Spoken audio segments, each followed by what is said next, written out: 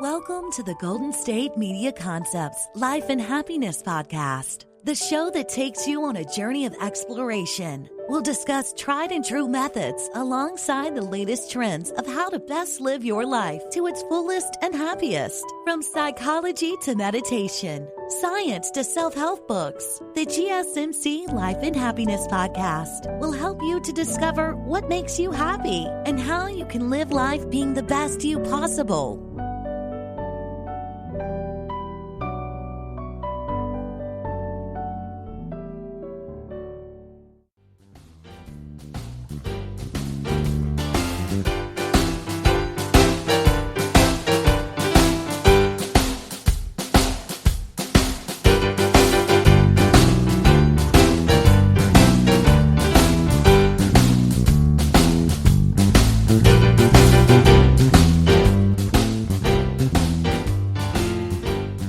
Hello and welcome everyone to the GSMC Life and Happiness Podcast, brought to you by the GSMC Podcast Network.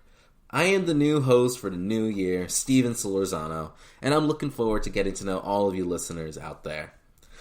First off, we need to say our best wishes and prayers to the people out in the middle of the U.S. suffering from the winter storm, which has put so many through power outages. Our hearts go out to the people of Texas and every other state, and we hope that your power comes back on soon so that your lives may return to the warmth and normality that it should be. So today we'll be covering, first off, it'll be living a life well lived. And then, does fame actually make you happy? Attention and all that? And then the differences between earning something versus having it being given to you. And final segment today is going to be the top 7 things to look for in a good friend. And as for this new show, how's it going to run? What's going to make this year different? In that we're going to be talking about a lot of the big ideas out there. Because yeah, it's fun. You know, we can do stuff like top 10 things for date night, or the little things to clean up, to add to your room, to make your day just a little bit brighter. But that's important, and I think it's fun. We'll have plenty of segments along those lines. But I think a big thing that we need to talk about more are the issues and ways which affect all of us and make our lives either worse or better. The big ideas that sometimes we discuss, sometimes we don't get a chance to discuss. It really depends on where your background is, the values of the culture around you. For example, out here in Davis, California, I'm from LA originally, and I've met a lot of people who are small town type folk, and we've compared the differences between city life versus, rural life. And a major thing that they have out there in small towns, which is so much better for having a happier life than what we have in cities, is that people actually get to know one another. The towns are small enough that you know your neighbors, you're friendly with everyone, and people make an effort to have that community type feeling. People go out and talk to each other. They smile at each other in the streets. Whereas, at least in LA, if you were to go on and in a public space, no one would be looking at one another. People would always be on their phones. You would hardly see people smile, and you could tell that in your driving and feel people as angry drivers. And it's just not that great of a bonding feeling to the town that you're in. So in so many places, you just don't even know your neighbors, like the ones who live right next door or across from you. Whereas back in these small towns, and I visited a few of them, you'll see kids playing the street, and the reason why people see it's that safe versus in the city everyone's freaking out is everyone knows the neighbors all across that street. The kids here are playing with the kids down the end of the block, and you know the families, so you're not worried about, is someone gonna do something to them? Because you have faith in the community around you. And that breeds a lot more friendship and kinship to your own life. It's how would I put it? It's the feeling that you can be more honest with yourself to more people. You don't have to put on a farce, an act, or anything like that. You can be the person who you are around them, and you have faith that they won't hurt you, or better yet, you have faith that, or you can believe that they have your best interests at heart. And that's something which, the small town life has, which city life, at least back in LA, but I've seen it in places like the Bay Area and here in the Sacramento greater area too. That, well, people just don't trust one another. So, those would be along the lines of the type of things that we talk about here. Those deeper issues that maybe we can figure out some way to solve. The next episode this week, the third segment will be the mailbag, and I would want to hear your ideas on all these topics. Whether or not you disagree with me, like, bring out your reasoning, and and I'll pick out the best ones, and we'll figure out really what are the best ways to live a life that's well lived and have that sense of happiness. So, building on that, I think happiness is not the thing to aim for.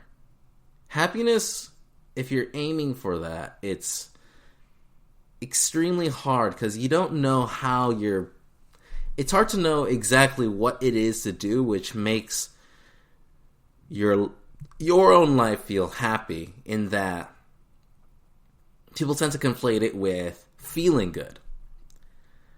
Because, lots of things feel good. For example, imagine you sit down all day, and instead of going to work, which, doesn't make you feel good, because, well, it's work. Or, I'm a student, so sitting down and working hard on your own classes, like getting ahead. But that's boring. I don't want to do it. It's going to take effort. I would feel much better just sitting down here and eating candy and watching shows all day. Netflix and chill with someone. But, the difference about that is, even though those things may feel good in the moment, that's not a lasting happiness. That's just a bit of pleasure. It's not what happiness is. Whereas, I see what should be, is the feeling that you get when you're doing something meaningful. When whatever responsibilities you're taking on are just enough that it's difficult enough that you need to grow to be able to complete it, but also not so hard that it takes you out completely. You're on that fine line between when you're improving, getting better, and whatever it is that you want to do, whatever you decide that path for you is. But also that you can succeed along those lines. And the moment you're on that, once you feel that kind of realization of how far you've come and how much more you could become, that's when I see people get excited. Their eyes light up. Because they're tapping into something deeper within themselves. They're bringing out who they are, who they know they could be. And it's not that they were looking to be happy. It's that the happiness was a byproduct of them being the best person that they could be. And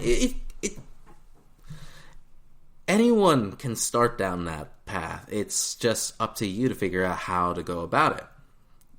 Because another thing I've noticed is, and you may have your different opinions on this, I'd love to hear what you think. I think most people sell themselves short, or never really thought about this in the first place. So, I'll tell you my background on that. Well, I went through a lot of gifted programs through school and the like, all through the public school system, all the way into college. And a lot of things that I've seen is that people are told to be good at very specific things, the academics, the mathematics, and all that. And that's the only thing which matters to be good at. Except the thing is, that's not in everyone's nature. Not everyone will be great or even enjoy at, sitting down, memorizing for the SAT, or getting a perfect 100% in every class. Some people are great at that, and that's their thing. And you see, and the difference is, when you look at that person, that's who they are. They like going out and doing the academic thing. Their eyes have that fire in them. But when you look at everyone else below them, it's not necessarily the case. And in many cases I've seen, the eyes become sullied. They become a little bit weaker. And it's not until the person is shown that there are other ways which you can succeed and do well, or even that there is something about them which can succeed. Until they see that in themselves, there's no way they can start going down that path. So a lot of what I did in those days was find the weird people, find the people that they had the most interesting things about them to bring out that no one saw, because they were the kids that they were off by themselves, and the rest of the popular crowd didn't want to hang around them because they weren't like them. They weren't the ones that just stuck to the academics and that's the right thing to do, and that's when we're really good at that, because that's not what did it for them. That's not what made their lives meaningful. And even to those kids who were doing super well, a lot of them didn't have that feeling that was what was meaningful. And you could tell because they weren't happy about it. I think that you can feel when you're not doing what's meaningful. You get resentful is one of the emotions you can have from not being on the right path. But it's also a sense of emptiness. It's that you're doing something, yes, that's true, but you're not doing anything which takes you to where you should be. You're stagnating, or you're regressing in some cases. Actually, I don't think you can stay in place in that. I think when you notice that you're not growing or doing something which is improving you, or something worthwhile, your body can feel that. Like, it calls itself out to you. And you can ignore it. I think many people do ignore it. But that doesn't mean it's not there. And it will start affecting you. I've seen many people lash out because they are resentful for things like that. And that's where the dangerous things start coming in. Resentment unchecked leads to, I'm sure you've encountered angry people, or any of you who've had an angry parent, I'm sure, understand this feeling that, people with dour moods tend to bring that dour mood upon everyone else. Emotions are contagious. And you'll see that, because there'll be people who have happy demeanors, and they're joking around. They bring the life out of everyone. But then you have the exact opposite. You have those who, they feel horrible for whatever it is that's going on, and they just drain the souls of everyone they're around. And it's a sad feeling. And, personally, I love figuring those people out, and hopefully seeing what the good in them is. But not everyone can do that. And also, once it starts spreading in a workplace or in a classroom and all that, it kind of makes morale drop as a whole. and productivity goes down. Like there's so many negative effects that happens when people enter one of those states where they feel where that emotion that what they're doing isn't meaningful is so powerful that they just start taking those emotions out on other people. All right. So we're running down to the end of this last segment. So we'll recap. So we're talking about what makes life meaningful. Later, we're going to go over the top 7 things to look for in a good friend. And don't forget, we have the mailbag coming up next for the next episode. So get your questions in, get your comments. I'd love to interact with all of you.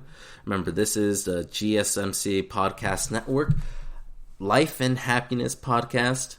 And after the break, we will be back. Are you tired of the same old news? Are you sick of the seemingly endless political spin and negativity? The GSMC America Still Beautiful podcast is a weekly news podcast covering all the top positive and uplifting news stories. We cover stories that will inspire, uplift, and remind you of the good in the world. Tune into the Golden State Media Concepts America Still Beautiful podcast to get all the great and positive news stories of today. Download the GSMC America Still Beautiful podcast on iTunes, Stitcher, SoundCloud, Google Play, or anywhere you find podcasts. Just type GSMC in the search bar.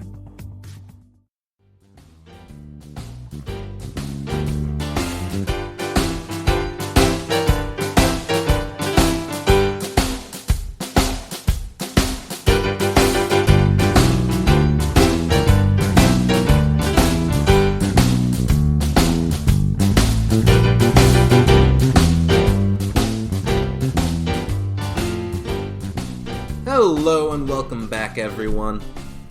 Alright, so last segment we talked about living a life well lived, and what that means is doing what is meaningful. And because happiness stems from having that feeling that you're improving, and you're constantly growing, yet you're not collapsing from the weight bearing upon you. So a big part of that is looking small. Look at what you know you can do.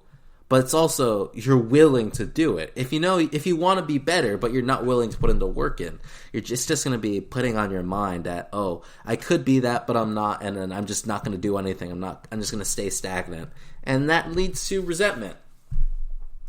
Resentment and bitterness, which can go a variety of ways. And most of them aren't pleasant. So, I'm going to take that idea, and now, here's the notion that some people come to, and I've dealt with a fair few of these people as well. Can you get happiness from other people? Meaning that, can happiness be given to you? For example, like, does being famous make you happy? Does all the attention of other people make you happy? Or their acceptance or things like that? Because I don't think so. You all let me know what you think on this. I'd love to hear your thoughts. But I really don't think that's the case. So let's go as to why. Let's see.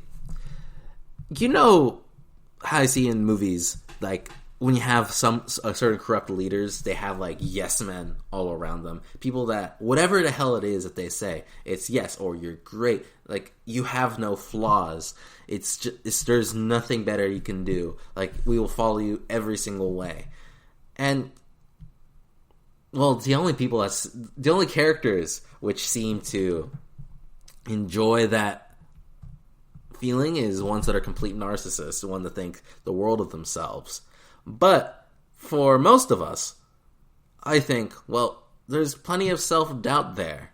And hearing those words won't help you if somewhere inside you think, but there's something wrong. Something's wrong with what I'm doing, and I feel bad because of it. Like, it's making my life worse, this feeling that even though everyone's telling me things are going so well, I know there's something better to strive for, but I just don't know what it is.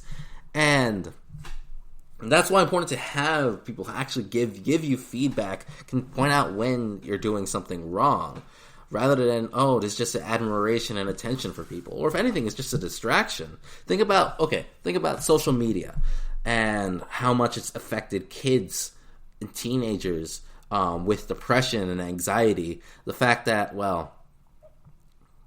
it's like all the drama we all remember from high school and middle school days, hyped up to 11, and a lot of bullying happens because of it. But it's that need for attention, need for acceptance of others, which drives people crazy on those things. It's the reason that people get upset. And a lot of kids stick to things like attempting suicide, some successfully, and thankfully many unsuccessfully. So, I think the only way that works is if you are constantly getting the approval of others all the time. But the thing is, about the real world, that doesn't happen. There's always going to be someone who doesn't like you. And that's not to knock people. This is just not to knock.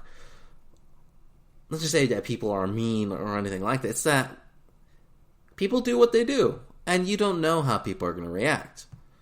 You're going to have whatever it is that you have about yourself. And someone is going to make fun of it. Someone is going to not like you because of it. And if your opinions of yourself are solely based on having others tell you how good you are, well, the moment that's taken away, what's going to happen then? I don't know about this. I wonder what you guys think, but is that maybe why a lot of famous stars, celebrities turn to things like drugs and all that? Another Whitney Houston comes to mind. Amy Winehouse, another. Like, think about that. There's stars, they're oozing with talent. People love them, and yet they go to things like that. And what I realized about those substances, those are things which make you feel better. They make all the bad emotions go away. That scared me one time. Well, realizing what a powerful effect alcohol can be. But the thing is, those bad feelings come back once the drug of the alcohol, whatever it is, wears off. All those things that it took away, all those things that it was protecting you from, slip back in. So it's either you choose to do something about it, or you keep taking that thing which makes them go away again and again, because that's easier to do.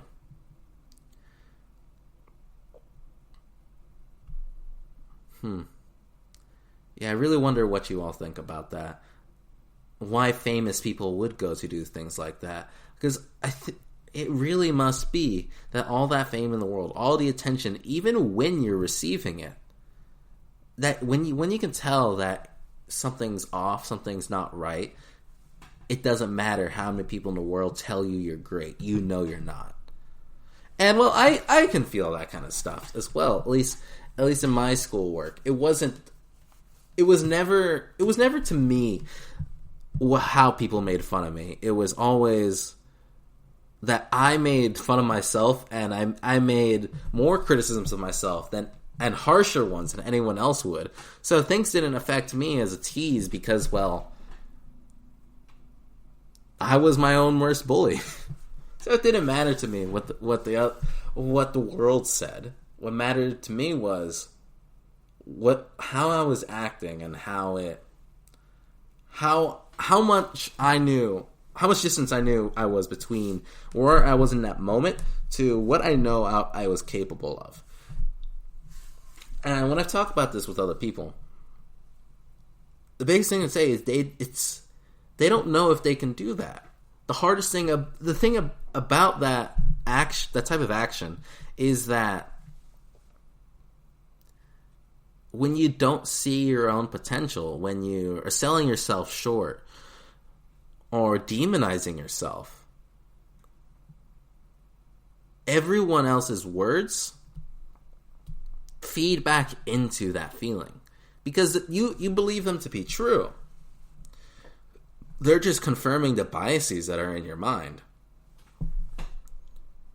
And the only person that can change that is you. It's a sad thing. I learned early on that as much as you can try as a friend to help someone, you will never be the person that pulls them out of it. You know, you can help, you can talk through with them about so much, about all those issues, but it's only up to them to, one, see the problem, then two, do something about it. All you can do is be a good influence, but it's up to them to make the decisions. It's a sad thought, because, well, for many of us out there who sincerely want to help people, so it sucks the understanding that some people just can't be helped, no matter how much you want to, no matter how much you care about them. And then it drains you, too. I remember one person, she's an interesting case, but her perspective on this was, because helping others drains you, you should do it as little as possible. Because she saw that your own happiness was more important than theirs. Which, you know, partly is true, but she made it an argument that you should never help anyone ever. Where I think she went wrong, but I understand the sentiment. It's hard and painful. Imagine, like, my heart goes out to those people in a marriage where one of the partners becomes disabled, and it just bears a much bigger load on the other. For me, one of my relatives, they were going on I think it was their 70s, and one of them had a stroke, and he was confined to essentially sitting down, and he couldn't do much himself. He had to be helped out by his wife, and it affected him so much because, well, he lost his independence. He lost his spirit. He could no longer, like we were talking about, he could no longer do what was meaningful to him. Everything couldn't come from him anymore. It had to be from someone else. And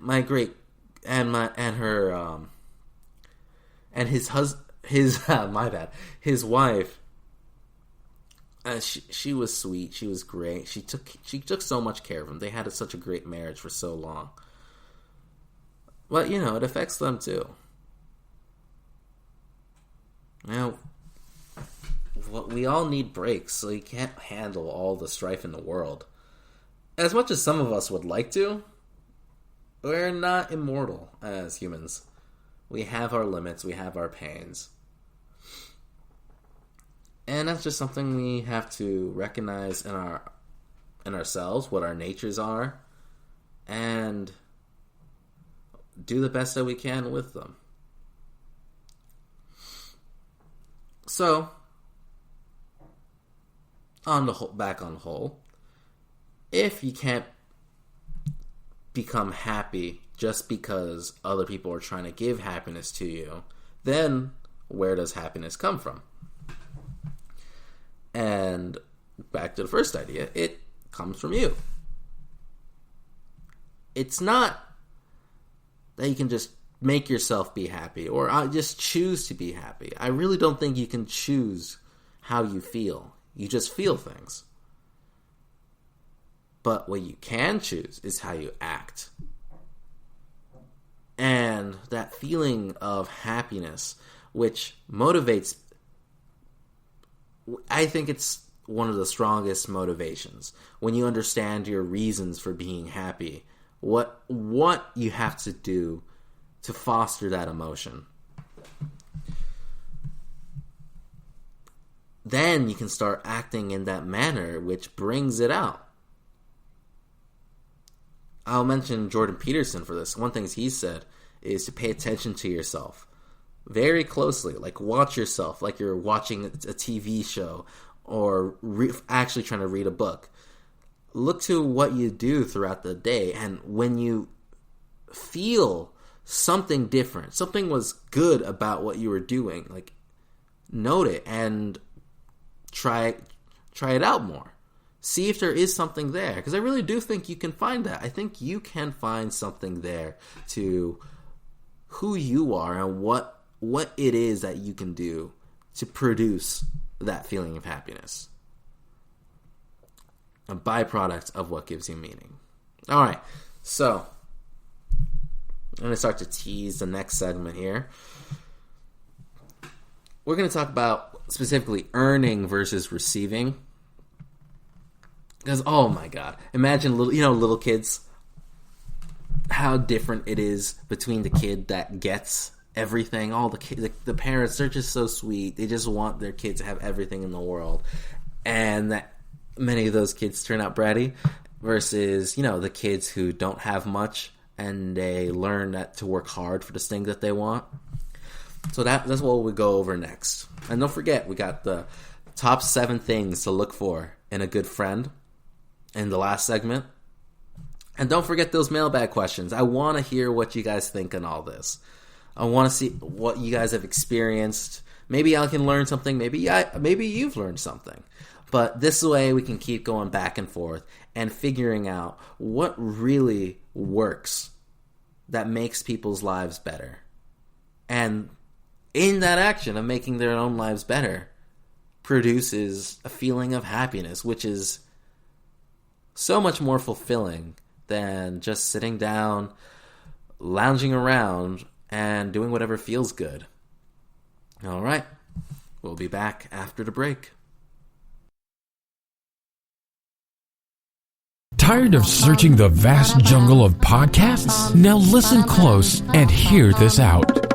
There's a podcast network that covers just about everything that you've been searching. Hey! The Golden State Media Concepts Podcast Network is here. Nothing less than a podcast bliss with endless hours of podcast coverage.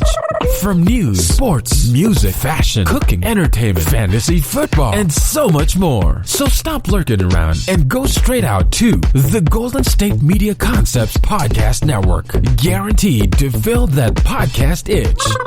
Whatever it may be. Visit us at www.gsmcpodcast.com. Follow us on Facebook and Twitter, and download us on iTunes, SoundCloud, and Google Play.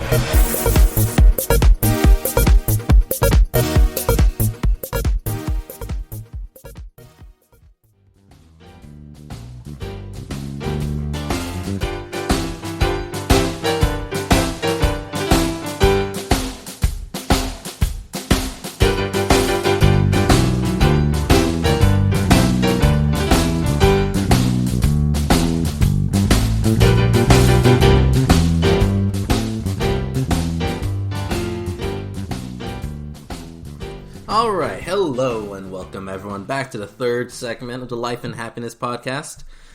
Last segment we were talking about, can you receive happiness from other people? Does fame or attention make you happy?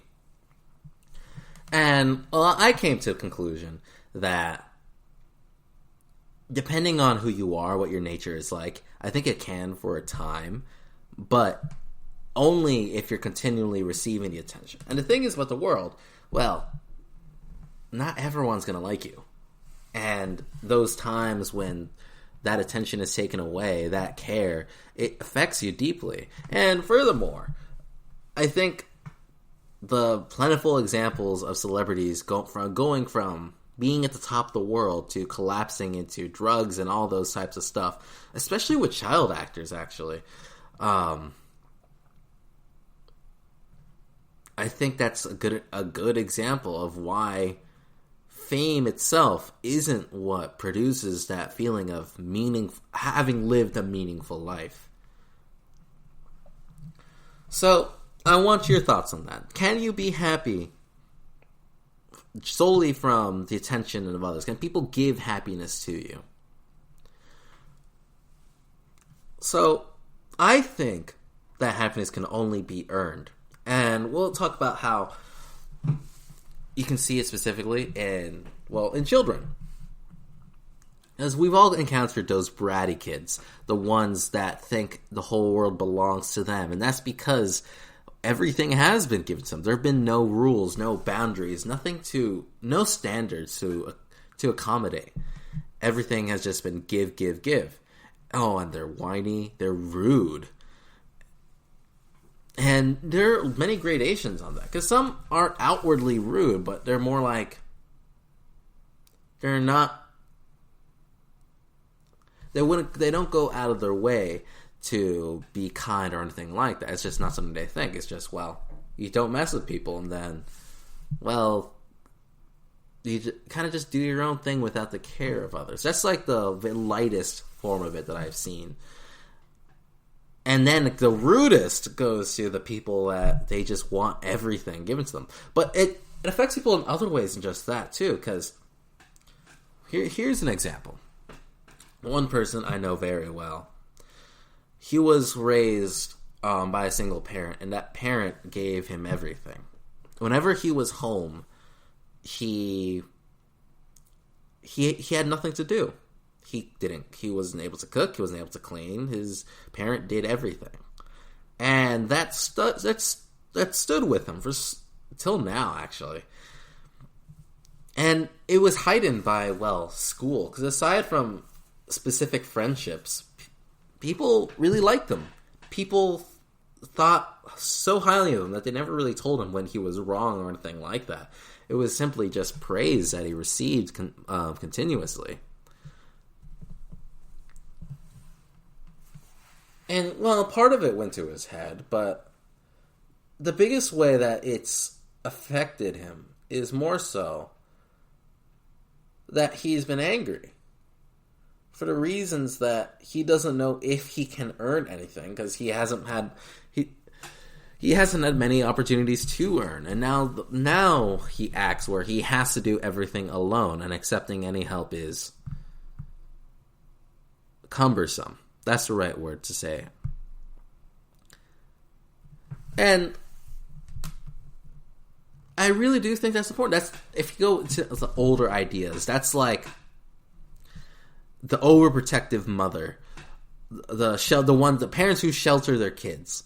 And the reason why that's like an archetype, that's why we recognize that character in movies all the time. Like, that's the nerd, that's all they kind of do. They haven't had a chance to really to expand their horizons and deal with actual kind of struggles, is because that's their case. They either become resentful because they're that situation, or they haven't had a chance to, or they feel that proves themselves, or that they're just weak, that they don't have the strength to go and challenge the world. And, I encounter guys like that all the time. I don't know what that says about me or whatever, if that's the circles I'm in, but I know many of those types of guys. And that's why I think it's so important that you constantly push your horizons when you can. Because then you can actually recognize that you can do stuff. And then, let's go with the opposite example. I'll use my own family type of stuff. So, my family, they make you work for the things that you want. And also, we didn't have much growing up in the first place. So it's not like we could have been given everything. Everything, like the food that you have, you can't complain about it because that's the only food there is. So you better eat it or you're not going to eat. And the value which we were instilled with is essentially gratitude. Because, I'll put it this way. The situation that you're in could be so much worse. We had food, we had clothing, we had toys. Not all the toys, not the best clothing, and not any food, but we had food. And we had shelter, we had a place to live. And thankfully, we had both parents in the home. And, that was enough. And it's hard to see it as a kid, especially, because you don't notice when you have things. You only notice when you don't have things. And as a result of that, it's whenever you see people who have more, you don't get jealous about it. It's not a thing as like, oh, that person has more than me. No, I wish I wish I could be in that situation. I know I deserve that situation. No, it's not like that at all. It's, he has what he has, and I have what I have. And I'm thankful for what I have in my life. Because many other people out there don't have that. And because I have it, my life is better for it. And when people... It's affected me for receiving help and gifts from other people. Because the way I felt it is understanding how hard it is for people to get things in the first place. I didn't want to put the burden on someone to lose something or to give up something for my own benefit. And whereas it's something I do have to deal with, but it's also helped me be extremely grateful for every time I do receive a gift from someone or help or anything of that matter, because I understand how hard it is to come by in the first place. And so that they're willing to impart something like that to me, it means that I really do matter in some way to this person. And no matter what the gift is, I should be thankful for it, that they're willing to do such a thing. And that just one little thought, that one little twist makes your life so much better. Because think about it. Let's go back to that situation with my friend, who his parent did everything. He got resentful because his parent did everything. Versus, let's say he compared himself to the kid that had no parents and lived on the streets. And I actually have a story about that I'll get on after this. Wouldn't he realize he has so much more? That his life is so much better because he has a parent like that. And yeah, there are issues. Because, there are always going to be issues. Even in the Bible, every family introduced has horrible issues. And really bad ones. The first two brothers, one kills the other. But that doesn't mean there isn't good. And then that anger would change. Instead of being angry at the world, angry at himself, unsure of what he could be, and needing to prove himself out there, he could be at peace with, I had a great parent. They did so much for me. And what I can do, the best thing I can do is outside of their sphere of influence, I'll do well, I'll succeed. But when I come back, I'll appreciate all the things they've done and the good life and opportunities I've had because of their work, because of that effort. And these are hard things to do. I'll admit, being grateful is, if it were easy, the world would be a better place and life would be easy. But no.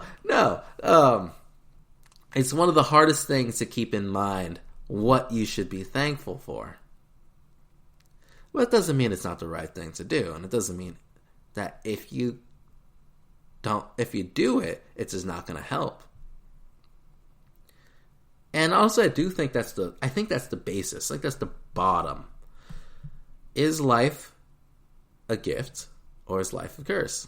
Is life something? Because the only things guaranteed in life are suffering and death. Maybe taxes, but I think it would include that in suffering. Everything good that we have, that doesn't normally happen. Let's look at world history. Well, for most of human history, people lived short lives. They worked way harder than we ever do in our own cushy lives, and then they died. They got sick, the wound got infected, whatever it was, they died in war. died of exhaustion, of starvation, or whatever it may be. And it still happens across the world. Thankfully, we've improved absolute poverty so much over the last several decades. The way the world's been, people are getting richer all across the world in a rate that's never been seen. And that's a great thing, because life in its base conditions are horrible.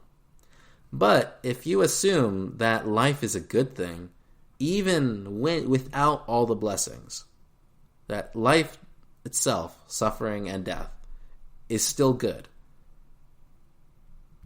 then that changes your perspective on everything else. It puts more into focus how whatever it is your situation is, it could be so much worse. And you know that's true because you could imagine how much it gets worse.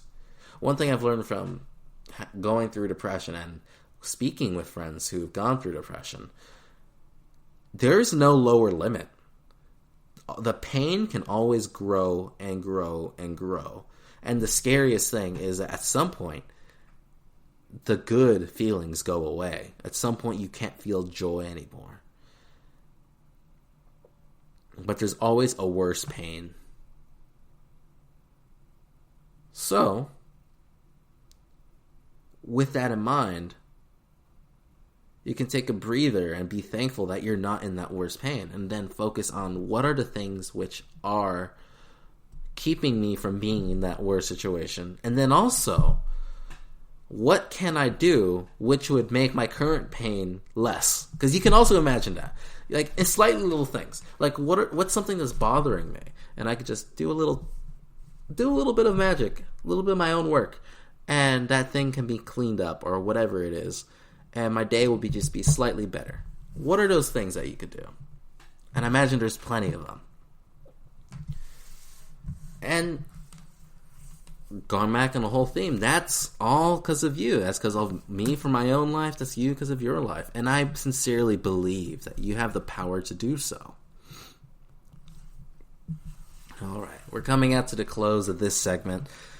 Coming up is, what are the top 7 things to look for in a good friend?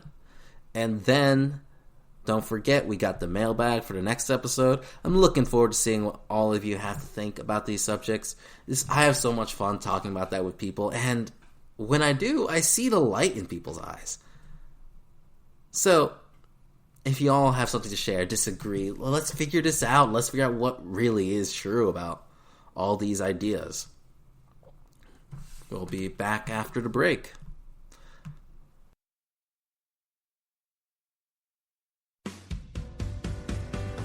The Golden State Media Concepts Travel Podcast, the show that gives you advice on everything travel. We explore places you've always wanted to go, as well as giving tips for traveling in those places. We'll give you advice on the best sites for travel tips, information, and discounts. Join us as we travel the world, explore cultures, and meet new people. The Golden State Media Concepts Travel Podcast has got you covered. Download the GSMC Travel Podcast on iTunes, Stitcher, SoundCloud, Google Play, or anywhere you find podcasts. Just type GSMC in the search bar.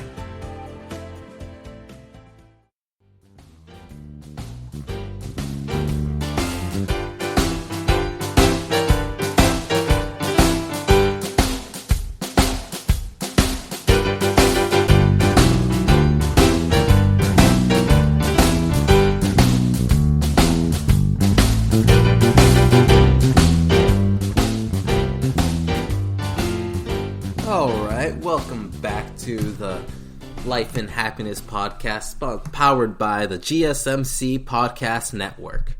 Alright, so we're moving on to the 4th segment. Before this, we talked about the specifics on like earning versus receiving and how that affects people, and happiness.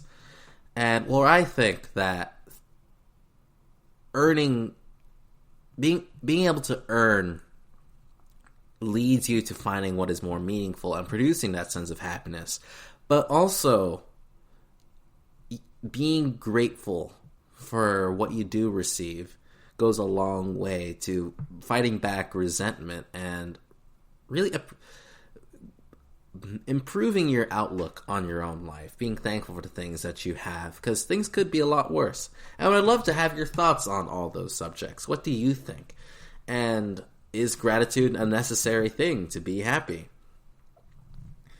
Alright, so the top 7 things to look for in a good friend. Number 1, your friend lets you know when you've messed up.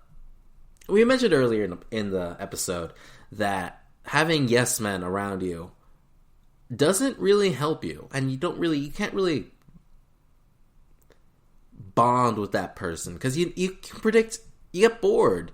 You can predict everything that they would say, because if they're that person that would, no matter what happens, they tell you good things, you can't learn anything from them. And that's the thing. I will go into other things, into later points. When your friend can tell you that you've made a mistake, 1, that means they can challenge you. And 2, that means you constantly have something to learn from them. And, well, hopefully you can do the same for them too. And I found that it's like one of my favorite things when I have, like, because I'm not one for small talk. I can do it. It's just not my thing.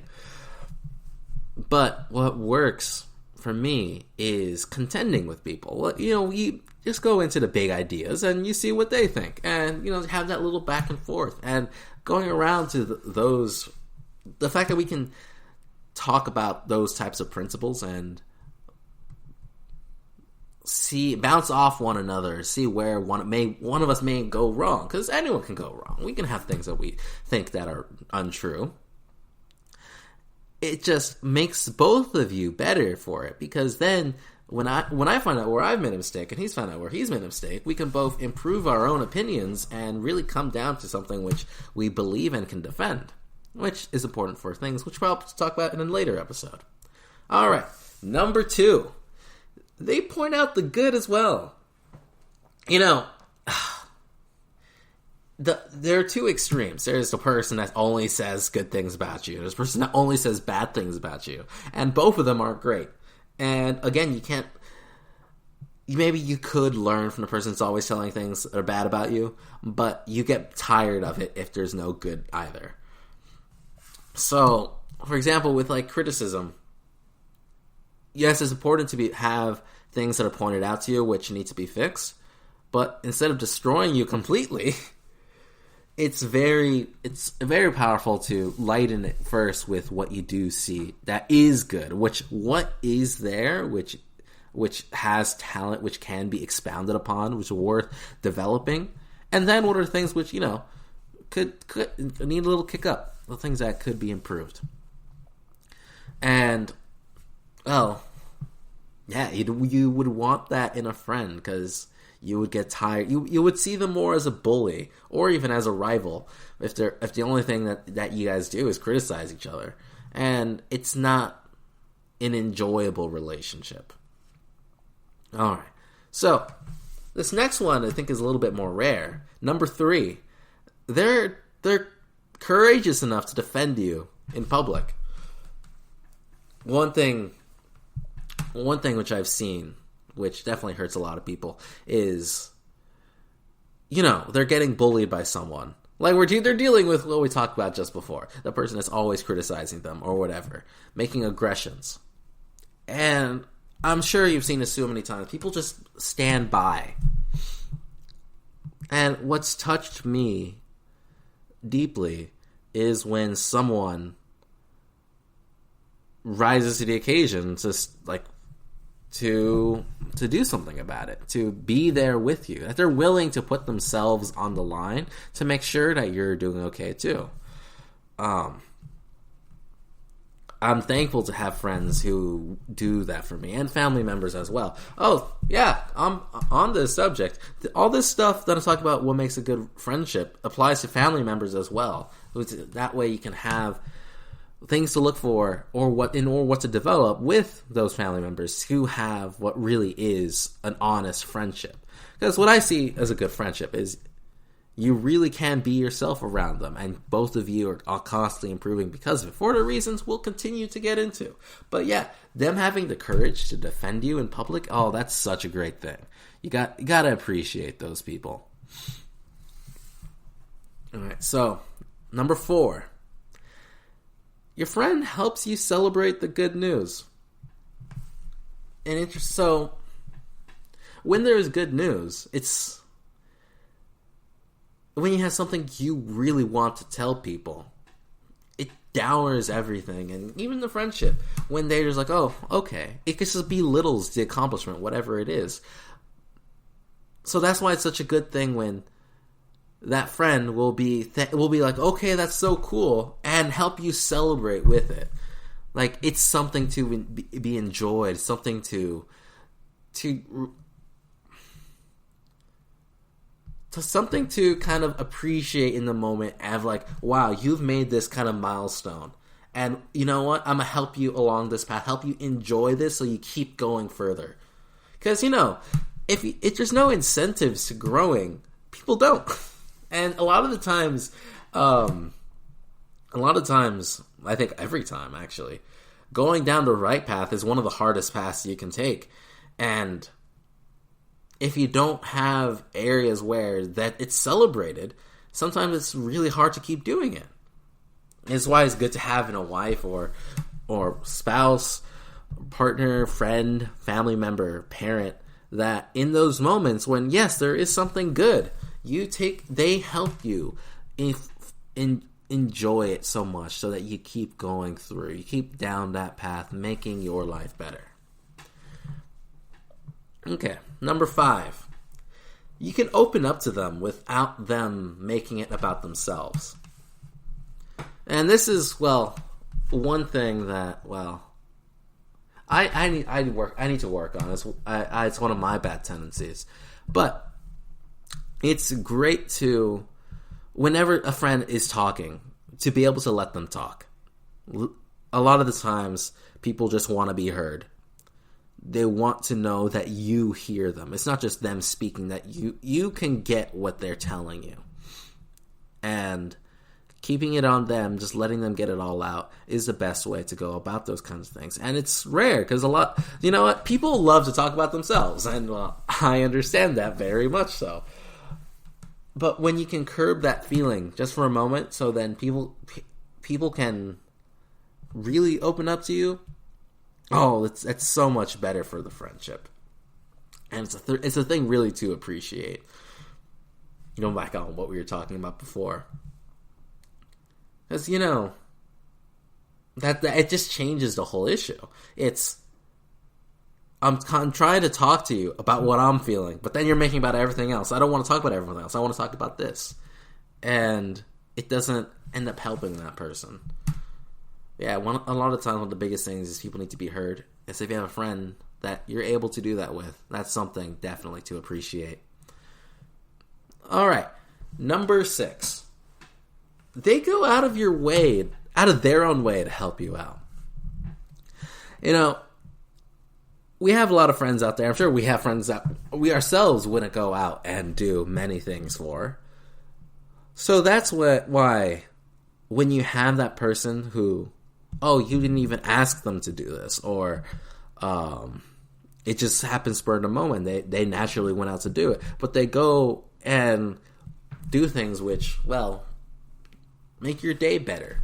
Or you were struggling with something, and all of a sudden they were there and they solved the problem. Or they do something just to perk you up, without you asking for that. It's just innate in them. Wow, that's another great thing. Just again, for any relationship, I think that one specifically extends to having your life partner, because if they don't go out of their way to help you out, that's just gonna be a little bit annoying. Yeah, people can tell when let's say you're struggling, you're trying to you're holding heavy packages, trying to open the door, and they're just sitting there watching you suffer.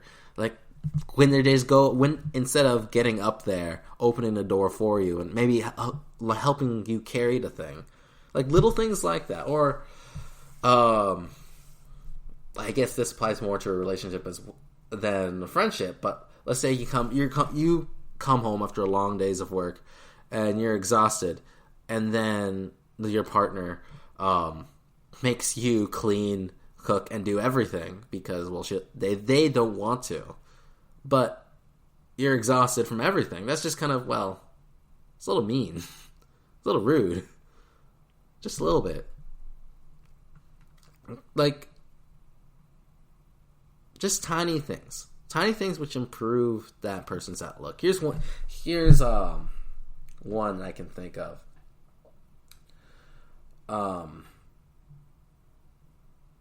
So I had a friend who, well, she would get lonely. And, well,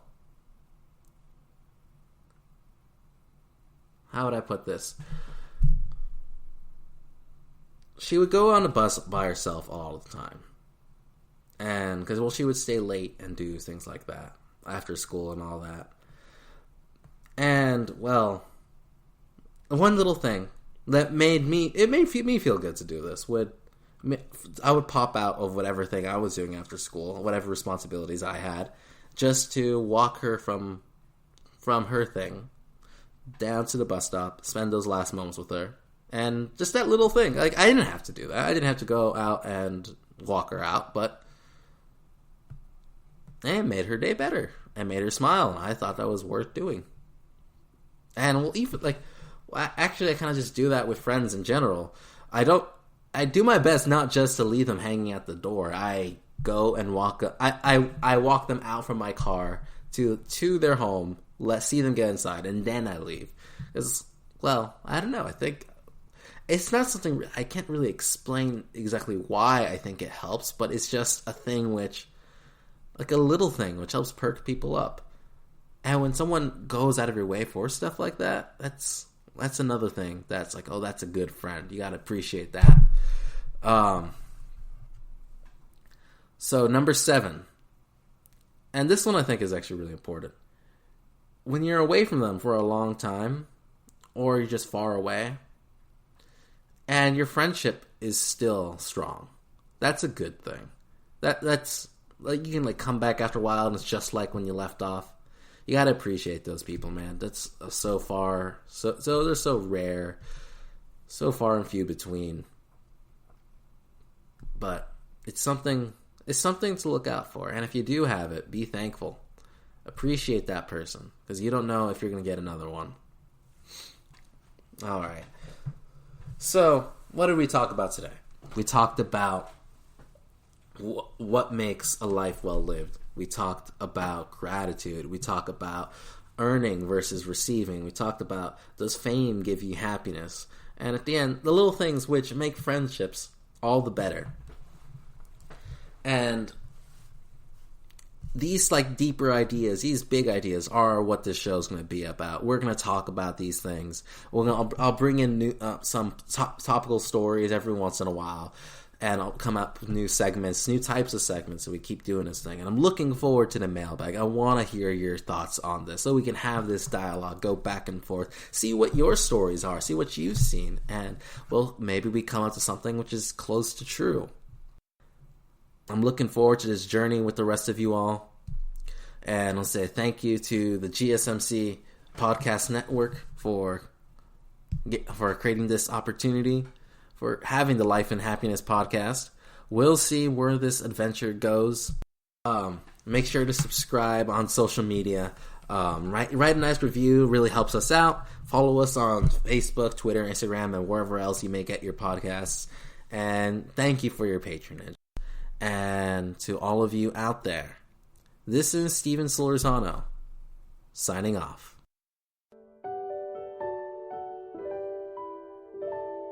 You've been listening to the Golden State Media Concepts Life and Happiness Podcast, part of the GSMC Podcast Network. You can find the show and others like it at www.gsmcpodcast.com. Download our podcasts on iTunes, Stitcher, SoundCloud, Google Play, or anywhere you find podcasts. Just type in GSMC to find all of our shows.